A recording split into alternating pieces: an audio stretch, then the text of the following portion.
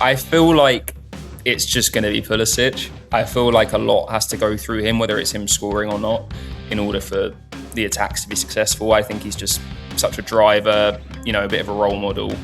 Yeah, I don't even want to say, I feel harsh saying it's time to retire, buddy. Like, leave the football before the football leaves you, as some famous pundits have said. This tournament, with so many teams ending up in so many different places and all out of the draw, you just can't control much, but you have to make sure you are not advancing in third place because you are going to face a good team early. Again, the U.S., if they want to do anything at this tournament, will face either a European or South American heavyweight.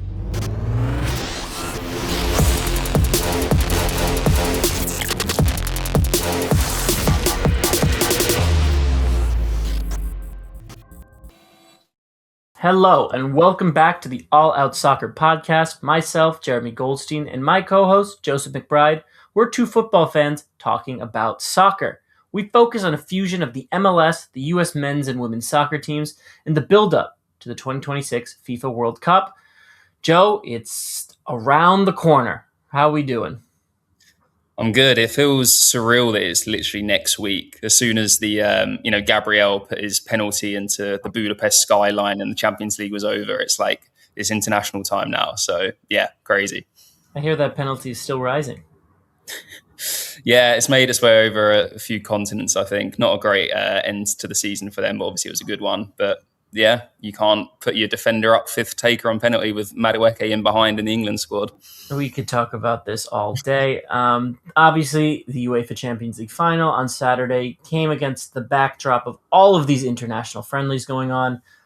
Like 90+% of the teams at the World Cup have named their final squads. I think everyone did. Paraguay just named theirs today. We'll talk about them because they are the U.S. men's national team's first opponent. U.S. men's national team were 3-2 winners against Senegal. Joe and I are going to unpack that in depth to start out the show. On today's show, we're going to start. This is a U.S.-centric podcast. We're going to start by recapping the U.S.'s friendly win over Senegal. We're going to talk about the U.S.'s group stage against Paraguay, Australia, and Turkey. U.S. has a game against Germany. We're not going to preview that, but we probably will recap that one on the next podcast. After a break, we're going to talk about all of the routes the U.S. might find themselves in, whether they win the group, finish second, finish third, based on who else wins, blah, blah, blah. And then we're going to give some wildcard and predictions, such as best U.S. player, biggest disappointment, breakout, Pochettino future, etc. While you're here, please, please, please don't forget to like and subscribe wherever you get your podcasts.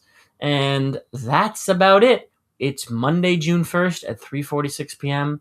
In like 11 days. Games will just be on nonstop around the clock. We're on Eastern Standard Time. We have it pretty good here games-wise. We understand people in other parts of the world don't have it that good, but you know what?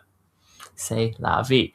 Joe, it was 3-2 U.S. versus Senegal. Before I give an in-depth just recap of the game, give me your baseline thoughts and reaction. Promising. I think it was a really, really important win. The team looked comfortable. There was obviously a lot of changes at half time, but the ones that started the game especially just looked really good. Really, it was an inspired performance, I think, and one that they really needed to get, even though it is a friendly, and obviously Germany's going to be difficult. But Senegal were a decent side. Obviously, won AFCON, or maybe didn't, depending on how they ruled that in the end. But really, really good team with a lot of underrated players in there. And I think the US held themselves to a really high standard. You stole my line. I was going to say these are the reigning AFCON champions. I don't know. I think they're appealing it actively. Obviously, Senegal 1-0 winners against Morocco in January, but the actual winner of that match, I have no idea. There were some things going on. But anyway, Senegal, arguably the best team on the continent of Africa. They showed up and found themselves down 2-0 against the U.S. men's national team very, very quickly. What happened? I'm going to recap the game first before we go into any of the tactics and whatnot. In the 7th minute, Ricardo Pepi was starting up front, drifted wide. Pulisic made a darting run underneath on the underlap. Pepi found him. And Pulisic kind of played a similar outside the foot, but like put shot across. Serginho Dest waiting back post, slotted home for 1-0. Then in the 20th minute, playing out from the back, Matt Turner starting in goal. He found an inverting Alexander Freeman, now at Villarreal. He went wide to Pepe. He played it inside to Pulisic for 2-0. One thing was interesting. The U.S. was constantly doubling Iliman Ndiaye, who was starting on the right for Senegal. That was something interesting to note. Obviously, the U.S. had a lot of trouble against the likes of Jeremy Doku during the last round of international fixtures, so it was interesting to see them pick out a danger man for the opposing team and mark him intensely. Anthony Robinson almost scored in the 31st minute. He had a chance off a Sebastian Berhalter floated ball. Senegal were creating a few chances, though, in the first half, mostly off U.S. turnovers. Then the chicken came home to roost in the 45th minute. Sadio Mane scored, obviously Senegal's all-time leading goal scorer. He crept across the zone. Ball was originally won off a Robinson turnover. Crept through the two center backs. It was a good through ball played from Crepin Diatta. It was good at track back from Tyler Adams. It wasn't quite enough. I thought Turner could have done a little better there, but c'est la vie. Florian Balogun had a goal ruled out for offsides, created from a U.S. high press. I did think the U.S. high press looked fairly competent on the day overall. Miles Robinson in the 52nd minute, halftime substitute, friend of the podcast. He had a horror giveaway. Chris Brady in for his U.S. men's national team debut in goal. He came out, flapped at the ball, but it went in the back of the net. It was 2-2. Balogun did get his goal a little later in the 63rd minute. Timothy Weah, who looked absolutely dynamic, pacey, electric, playing at wingback. His deflected cross found his way to Balogun, who slotted home. Weston McKennie almost scored a minute later. McKennie then hit the post in the 75th minute. Zendejas had a chance. Alejandro Zendejas making his first U.S. appearance for quite some time. He had a chance that was almost as good as Sadio Mane's that he had off of Miles Robinson in the 82nd minute. He could have scored. Finished 3-2 to the U.S. Senegal had the possession. The coach of the Senegalese national team said, "We like to have possession, but the U.S. made it very difficult." Pulisic scored. He's got 20 career assists for the U.S. men's national team. I think he's the fourth player ever to do that. He broke his scoring duck. That's dating back to December of last year. Good game. I mean, the U.S. had more shots, created more chances, higher XG. Obviously, they lost the possession battle, but it wasn't that crazy. And that's all the while making 10 substitutions at halftime. Well, that's the thing. I mean, it was 3-2. It could have easily been 5 or 6 for the US. Like, You I don't know had the ball in the net 5 times.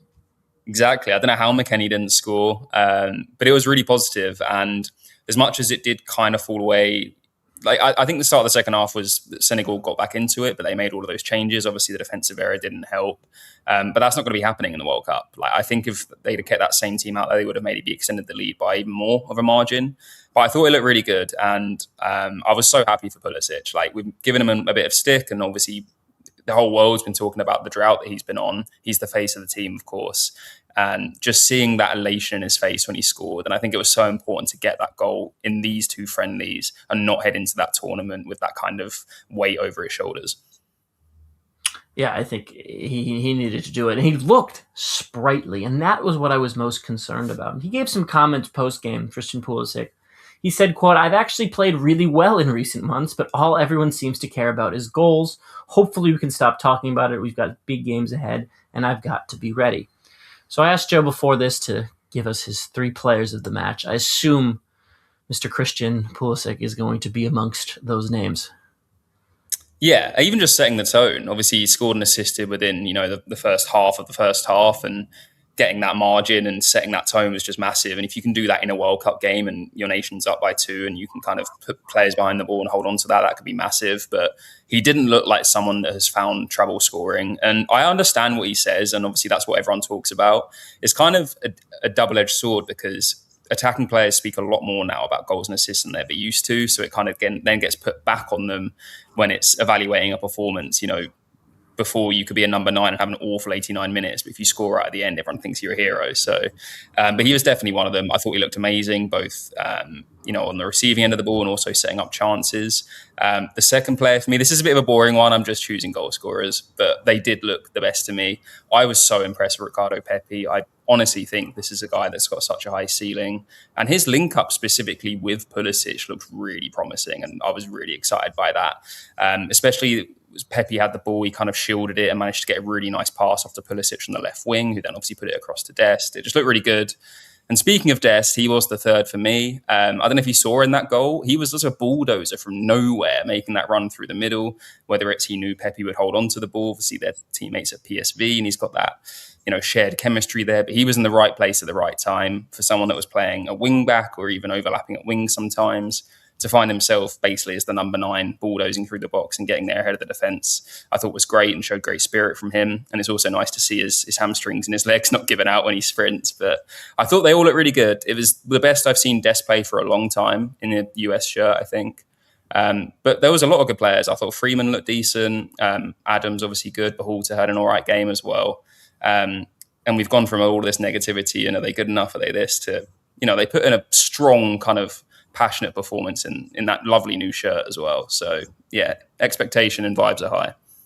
Expectations and vibes are high indeed. I want to get into a little conversation about the formation, which has been a repeated topic of conversation throughout the Pochettino era. This switched the back three. I believe it was last fall after a loss to South Korea. He implemented it, and you could see some improved performance, starting with some game against Japan and Uruguay last fall.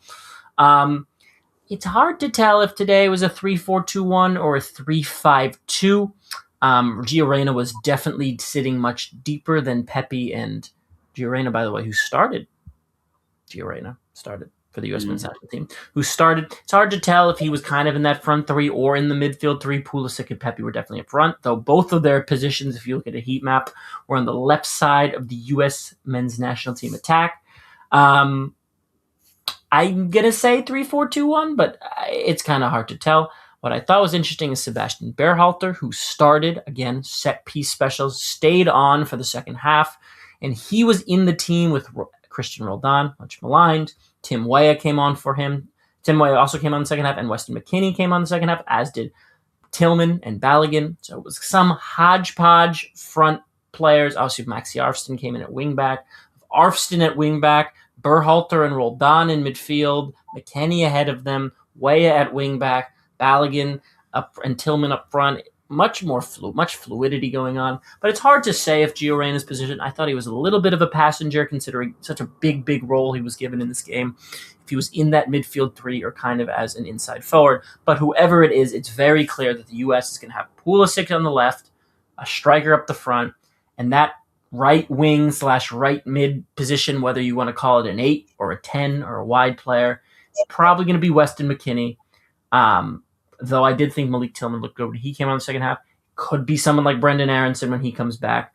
Are you going to move Ben McKennie deeper and play him with Tyler Adams? Tyler Adams, interestingly, sat ahead of Sebastian Berhalter in the first half. So maybe that indicates that Poch wants a traditional holding midfielder alongside Adams.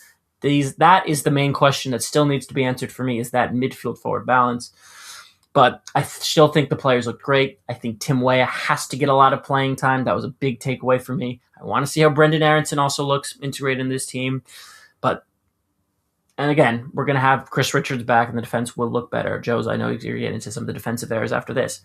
But the big thing was the two strikers for the U.S. looked so good.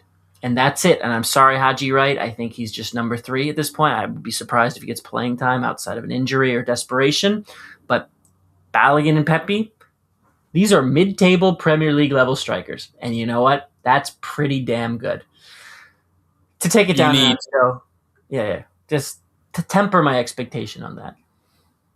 Yeah, and you need 2 good strikers to have a decent shot as a national team. Like for England, speaking of my nation, like Kane's been the one all year, and no one really knew who that second player was going to be. Watkins had a really good into the year. Feelings a bit better now, but Pepe's been amazing. Balogun's been in the form of his life over with Monaco in League One. Obviously, Haji Wright's been playing amazing as well. He's not going to get as much playing time, but you've got 2 really red-hot strikers and one striker that's just earned his team promotion to the Premier League. So it's looking good.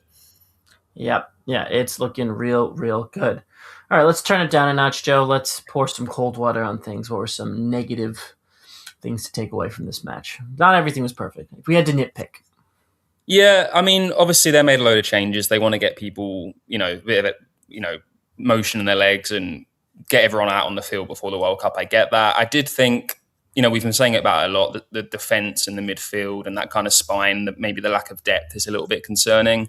I thought Berhalter played quite well. I also thought Tillman looked good when he came on. Heard a lot of good things about him and fan reaction too. I thought they lost a lot when Tyler Adams came off, which makes me think, obviously this is obvious anyway, but as long as he can stay fit, he has to play every minute. I felt sorry for Robinson. It was a really harsh way to get thrown into the game and obviously make that mistake, but he did all right other than that and could have had an assist at the end, like you said earlier. The one thing that I'm really confused about, and I mentioned this to you briefly before we came on, is the goalkeeper situation. Matt Turner started, and obviously Brady came on. Would we expect Matt Fries to play against Germany now? You'd expect so, given how Pochettino rotates players, but that's just one of the positions I find odd. Like, this might just be my perception of it, but your 1, 2, and 3 goalie trio as you're coming into a tournament.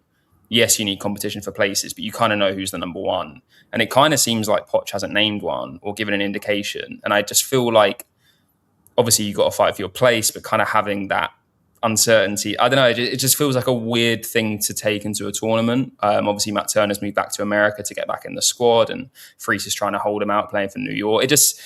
I'm sure it's going to be fine, and I don't think there's an awful lot between Fries and Turner. I do actually think Turner's a little bit better, but it just seems a bit weird to me. I think Fries is a better shot stopper. Exceptionally, I thought he's done well against barrages in the MLS in the last few months and the end of last year. But yeah, Pochettino still said it's a competition. We'll see if he means that US has one more game against Germany before the World Cup, and hopefully we'll get some more clarity on that. Looking ahead to the U.S.'s competition, Joe, in the first round, it's Paraguay, it's Australia, it's Turkey. Don't say Turkey. Turkey's delicious. It's Turkey, which is millions and millions of people. We're going to look at each team. Maybe not as in-depth as I originally wanted, but you know what? I have a lot of notes written down, and I'd like to talk in depth about the Paraguayan national team, who announced their team today. I will not be going through their entire national team, but I will give you some fun facts about the Paraguay squad. Obviously, people remember 2010. They made a run to the quarterfinals. There's a striker named Roque Santa Cruz. If anyone followed the Premier League about 15 years ago, you will remember who that was. They did pretty well against Spain in the quarterfinals. I don't think they only lost 1-0 or 2-1. But it was a spirited effort. They haven't played since the spring, and in that window they lost to Greece. They lost to Morocco, but beat the Greek national team.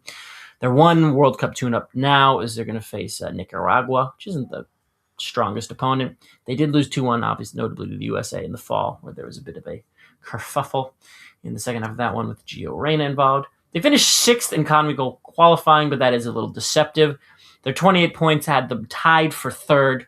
It was it's a bit of a hodgepodge in the middle because it's so easy for these big nations to qualify out of CONMEBOL that they kind of don't really try the second half. But they were 8 points ahead of Bolivia in 7th, so they really had some breathing room. Who are the best forwards on this team? I would say it's the trio of Julian Enciso, currently at Strasbourg, but of Chelsea Blue City Co. He had 21 goal involvement here. Diego Gomez, 10 goals for Joe's beloved Brighton, though a lot of those came in the League Cup. Miguel Almiron, MLS royalty. Who are some wildcard players? Ramon Sosa, formerly of Nottingham Forest. He's the top scorer for Palmeiras. Mauricio is the creative fulcrum of Palmeiras, obviously the big team in Brazil. Damian Bobadilla, he starts every game for Paraguay. He's from Sao Paulo. Andres Cubas, who MLS fans will know from Vancouver. And then in defense, it's a quartet mostly of Gustavo Gomez, the captain. He's at, surprise, surprise, Palmeiras. Omar Alderate, he's at Sunderland, had a great first year in the Premier League. Junior Alonso at Atletico Mineiro, and Fabian Balbuena, formerly of West Ham, now at Gremio. So it's a lot of players at the biggest clubs in Brazil, Argentina, and some sprinkling around the Premier League. I would say that defense, even though those aren't names all fans have heard of, those are some of the best and most revered defenders in South America. This is a very, very good national team. People are saying the U.S. should comfortably win this game are incorrect, not because of a slight on the U.S., just because this Paraguayan team, who does notably better at home, is a extremely, extremely robust squad, and more than anything, hard to beat. I would be surprised if the U.S. can slice them open as easily as they did to Senegal today. The midfield isn't as dynamic as the Senegalese midfield, but some of those attacking players are very fun. Expect a low-scoring, rigid game. Joe, passing to you for the Aussies. Yeah, I'll run through this a little quicker. But I actually, I've always loved watching Australia. I remember Tim Cahill's unbelievable goal in the World Cup against the Netherlands. The Socceroos always bring the passion, regardless of who's playing. They're not as good as they once were. They've lost a lot of their big name players. That's not to say, sorry, that they don't have any decent players still in the squad. They've got Matthew Leckie on the left wing, who's always problematic. He might be 35 now, Yeah. but he's a seasoned Bundesliga veteran, although he's gone back to the A League right now. Their biggest threat is someone that, funnily enough, full circle, has actually replaced Josh Sargent at Norwich City. And that is Mohamed Toure, who has got 9 championship goals and 11 appearances for them since moving in January. Very, very impressive for them. There's, of course, a few MLS starlets in that team as well. Aidan O'Neill, midfielder for New York City. Lucas Harrington for Colorado Rapids at the defense. Teenager. What, sorry? He's 18, I think. Yeah. Young call up, really exciting for him. Speaking of Brighton too, we got Matthew Ryan in goal. He's had a pretty good career. He's at Levante at the moment, over in Spain. They're not as good as they were. They've got a bit of chemistry in the midfield too. Jackson Irvine, formerly of Hull City, who went up, and Connor Metcalf both play for St. Pauli. They're not the most fierce side as they once were. They're lacking that kind of, the legacy players they had. But they're still going to do what they can. They're still a very hard team to break down at times, just haven't got as much going forward until Toure came into the national team. But it's worth saying that they lost 2-1 to the USA the last time they played at the end of last year. Haji Wright getting the brace there. So they lost 2-1 to the US's third striker. How are they going to get on against the other two? We'll see. But Turkey, or Turkey, as I've been instructed by Jeremy to say, are definitely the hardest team in the group, in my opinion. They might have had to use the World Cup playoffs to get to the World Cup, but I actually feel like they're going to be one of the favourites to win the group. And they're always tipped as the dark horses every single 4 years. It's kind of become a bit of a meme now, but I do think this is the year where they could potentially do something, because they've got quite a young squad at the moment, mixed in with some veterans too. So in goal, we've got Bayindir, who's a backup goalkeeper for Manchester United. I always really struggle to say his name at the back, but Ferdi Kadioglu, the left back for Brighton, he's become a really strong player for them. The midfield and the attack is where the majority of the good players are. Hakan Çalhanoğlu, Arda Güler in there. And also moving forward, Kenan Yildiz for Juventus, who is one of the most valuable young players in the world at the moment, linked with everywhere, every single transfer window. And we have a rebirth of the Yilmaz. For ages, they had Burak Yilmaz, who was an absolute cult hero for Turkey. He's currently been replaced by Barış Alper Yilmaz, who's had a really, really good season for Galatasaray. And has just scored. They just beat the time of recording, North Macedonia 4-0 in one of their warm-up games. So I think against Australia, it should be a comfortable win for the US. I agree with you with the Paraguay one. I think that'll be a narrow win, I'd say. The Turkey game, which I think is the last of the group, which could determine who finishes top of that group, is going to be a really, really spicy encounter. I think Turkey are going to be really hard to beat, but you never know. There is a chance Turkey are on 6 points already and have already secured passage into the next round. So that is always something that factors into play. I saw this Turkey team play at the Euros in 2024. President Erdogan was, in fact, at the game and sitting right behind me, in a box at the Olympiastadion in Berlin. And the fans were, it was an intense atmosphere. So expect a real intense, and I'm going to use that word as a tell-all for the Turkish fans at this game. I don't think they love the United States, rightfully or wrongfully. Anyway, Turkish team is really, really good. And some of those players you didn't get to name in the Turkish National League are also really, really incredible players who had strong seasons in Europe. Anyway, Joe, we're going to take a quick break and we're going to talk about some U.S. paths to a World Cup victory after the break. Hey, if you want to get involved in the conversation, shoot us an email at either jeremy.goldstein@reachplc.com or joseph.mcbride@reachplc.com. Please engage by subscribing to the show wherever you get your podcasts and leave us a like while you're at it. That's the end of part 1 of this week's All Out Soccer, but stick around for part 2 just after this break. Shall we look up some routes?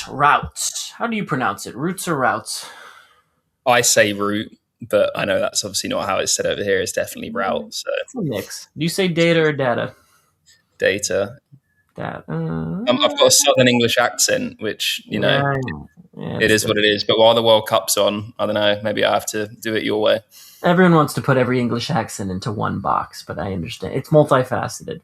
But anyway, you're going to talk to us about some routes that the U.S. men's national take might find themselves in the knockout stage, depending on how they finish in the group. And just as a reminder, of the 48 teams in the World Cup group stage, 32 will be advancing into the next round.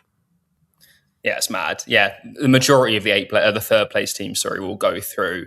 This is an interesting one because of how many teams there are. You could get a third place team in your first knockout game from about 4 or 5 different groups. It all depends on where they align and things. It's really complicated, but let me do my best to try and simplify it just a little bit.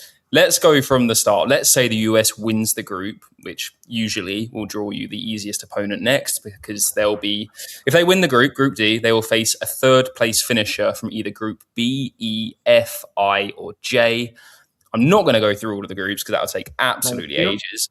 But in terms of who I'm thinking from these groups might finish third, Group B, I think you're looking at maybe Bosnia or Canada. Can you imagine a USA-Canada round of 32? That would be unbelievable. I don't think the organizers would want that. A little too soon. Who's playing where? I haven't looked where these games are going to be, but that could be an interesting start to the knockout rounds.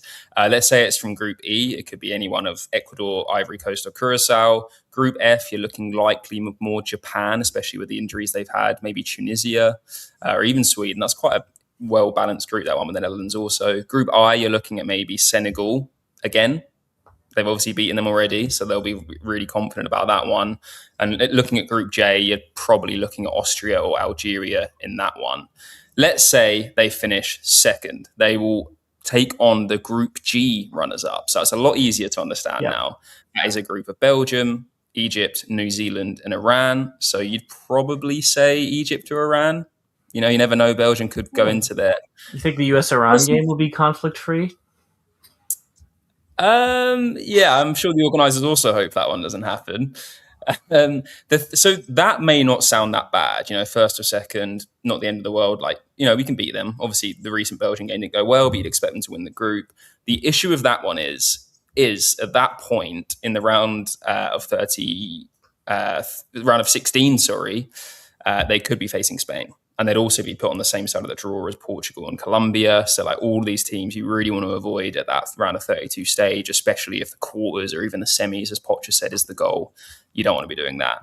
Now, should the US, and I'm sure this would not go down well, finish third and they qualify as one of the top ranked third place sides, which they should, they would meet either the Group E, K, or I winners. Now, this could be Germany, France, or Portugal or Colombia, most likely.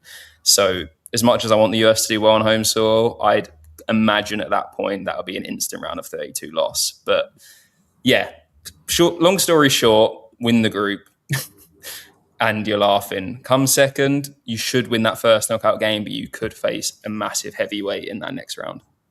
Yeah, I mean, if the US finished third, then you also have to equate to, well, they've probably not played well either. So then they're carrying a lack of momentum, a lack of confidence, a potential lack of organization, and maybe it means someone got injured into the round of 32, which means they're already at a disadvantage. So obviously, survivor bias, all that sort of stuff factors into how we'd analyze then how they would do in the knockouts. But I would say the emphasis would be to finish first or second. Surprise, surprise. The thing is, if they finish first, and they could draw a third place team that could be a group winner, a team you didn't even mention in there, that just slumped or got goalied or whatever happened in the group stage once, and it just made them finish on 4 or 5 points instead of 7, and they just happened to finish third, and then they get the US in the round of 32. And it just happened, and it's all of a sudden you blink, and it's all of a sudden you're like, oh my God, how is the USA playing Argentina in the round of 32? I mean, not that I know that's possible, but I'm saying it just could happen. It is possible. That's what I mean. It's difficult because 3 of the 5 groups of those third place teams they could face are all pretty well balanced. Yes, there's better teams, but it's one of those one draw could make a massive swing. They're all competitive teams. It's not as if there's just one massive favorite and then 3 average teams. there's quite a few. It's a closely balanced group in 3 of the 5, so anything could happen. It's unfortunate that finishing second is almost the safest option.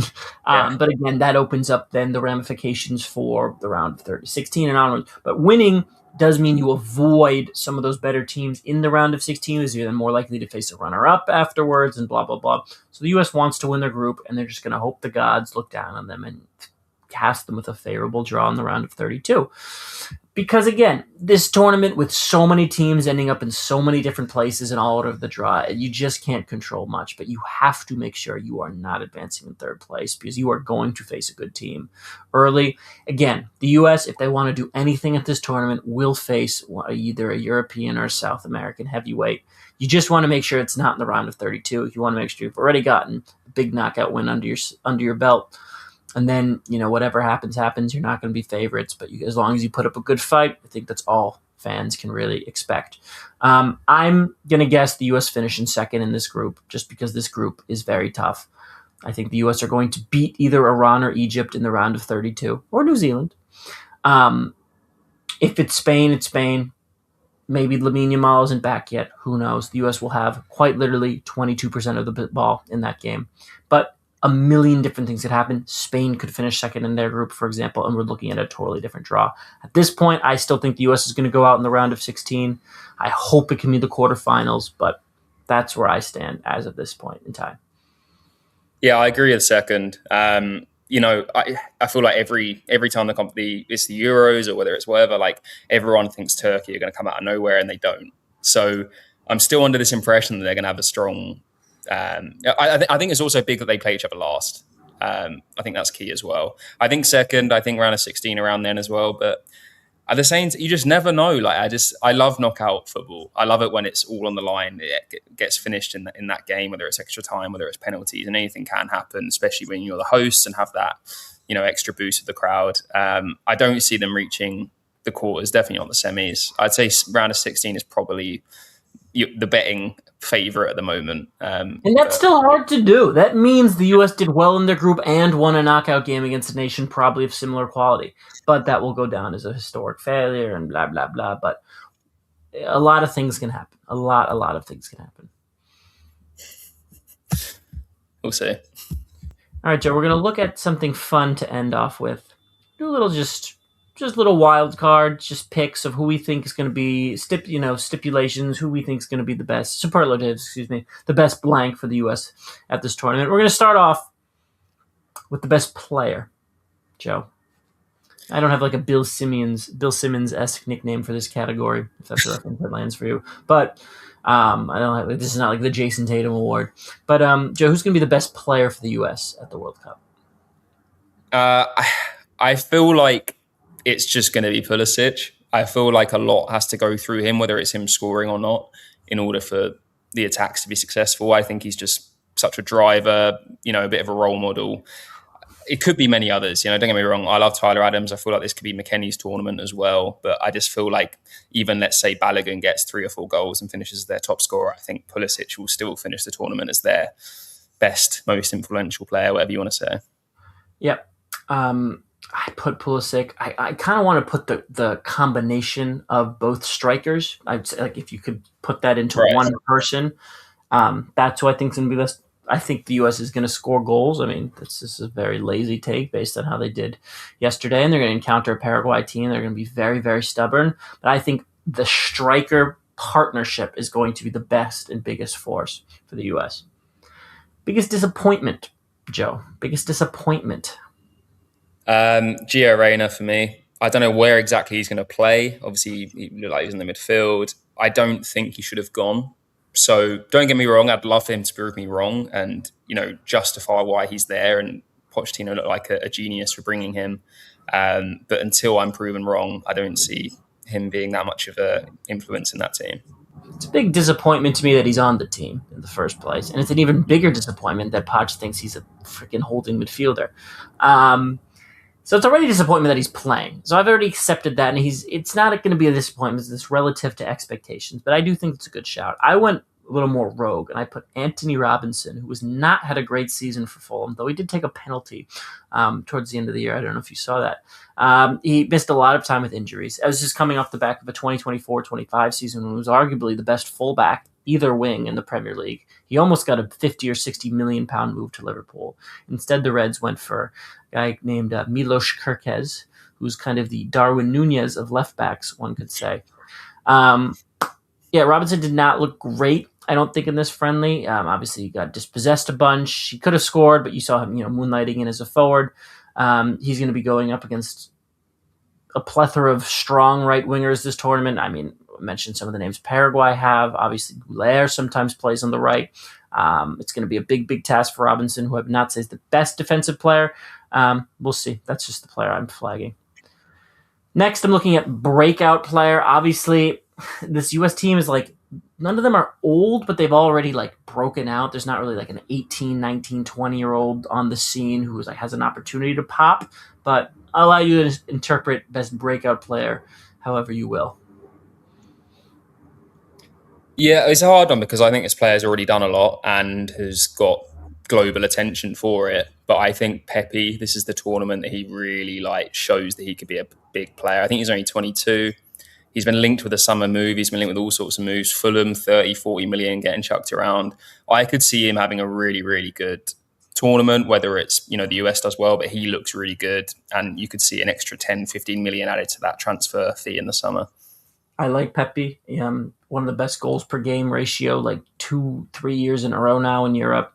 Obviously, fitness concerns are the problem. He's fit. He's playing. And he's not going to have to play 90 minutes a game at the World Cup, so I think it's a great pick. He didn't play yesterday, but I picked Matt Freese. I think the U.S. are going to end up in a game where they're under the cosh, and he's going to deliver at least one of those games. Hopefully, knock on wood. And, he might not even be the goalie at all. But Matt Freese is my pick. The U.S. have a strong lineage of goalies at World Cups, putting on strong performances, and hopefully he'll be the next in line. All right, we're going with, I think there's a chalk pick for this next one. Time to retire player. Who's your time to retire player, Joe? Yeah, I don't even want to say. I feel harsh saying it's time to retire, buddy. Leave for football before the football leaves you, as some famous pundits have said. But Tim Ream, what is he, 38? This is going to be his last competition, at least World Cup anyway. But yeah, this will be it. I think he's there not only as an experienced defender, but as a leader. He brings a lot to that locker room. But yeah, he can't play enough a World Cup. I think he's been a great servant to the US. I think he's looking all right in MLS. I think he was really good at Fulham as well, to be fair. It's a great career. Nothing but the best for him. But yeah, he won't be in another World Cup squad. Yeah, first of all, this is your captain of the U.S. men's national team here. And there's a great article in The Athletic about what it means to be captain of the U.S. men's national team. I wouldn't have gone with Tim Ream for this, mainly because I don't think he's one to really inspire the masses, not because he's a bad person, just because I don't really think he's an inspiring person. And this is not a slight on his character. I just think you go someone besides a 38-year-old right back who's on the way out, center back who's on the way out. But, he can play a good long ball. We appreciate that. And then the last one is, what is your prediction for Mauricio Pochettino's future at World Cup and beyond? Obviously, depends how they finish. I don't think it does. I think he's gone. It was a short-term project, clearly. The contract being until the end of the World Cup, which isn't uncommon for big national teams, especially when they're paying the amount of money that they are. But I think we'll think about it this way. Let's say they get knocked out in the group. Tragedy, be gone anyway. Let's say round of 16, a little bit of an underperforming based on the hype, but you kind of, but it's not enough to maybe be this is the guy for the future. Let's say they get to the quarters, they get to, they have an insane tournament. You've then got to think that those clubs in Europe looking for a manager are going to be well, if he's got the US to there, we want him for us. So I feel like no matter what happens, he's going to go. And there's obviously been speculation, not sure how much of it is real, but I just don't see the partnership continuing long term. The problem is, by the time the World Cup ends, it'll already be mid-July. And as we've seen, there's such a push now to hire your manager in April or May for big European clubs as opposed to waiting. So I don't think there's going to be a job waiting for him. Fair enough. I think he's going to have to take a few months off anyway after this tournament. I think he's going to put himself in a position, if with a good tournament, to get hired in that first cycle of sackings in October, November. maybe Serie A is the time. Obviously, Milan have been linked to him for a while. But I think if a good tournament can put him in a position to go to either Italy or Spain in the fall. Yeah, I think either way, it's not going to last. And yeah, exactly what I was going to say as well. Like he'll have his couple months off, and then suddenly 3 or 4 teams will be looking for an experienced guy, and then he'll be there. Yep. That just about wraps it up for this week's All Out Soccer. He's been Joe McBride. I've been Jeremy Goldstein. And we hope you can join us again on the next episode, or as Thomas Muller would say, Auf Wiedersehen. See ya.